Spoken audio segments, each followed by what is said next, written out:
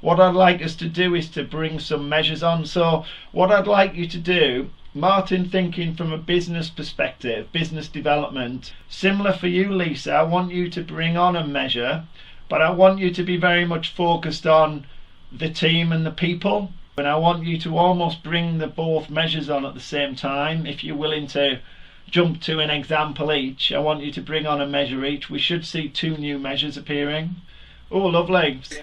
Key measurement from a construction point of view is net profit to be realised through delivery of this project. And I think it's important it's in the business case stage, because that's a key decision making point, isn't it, for the contractor and the customer.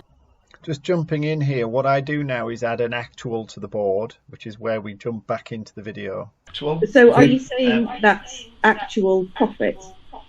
Yeah. So that needs to say actual profit, because that could be actual anything when you go back to it. Good point. Definitely going to use that. You actually now it's in a lovely positive feedback loop. And your measure, Lisa, which measure would you think appropriate from a team perspective? We don't need to hang around if you've not got one. I've put repeat custom up here. Oh, brilliant. I'm pointing at fantastic.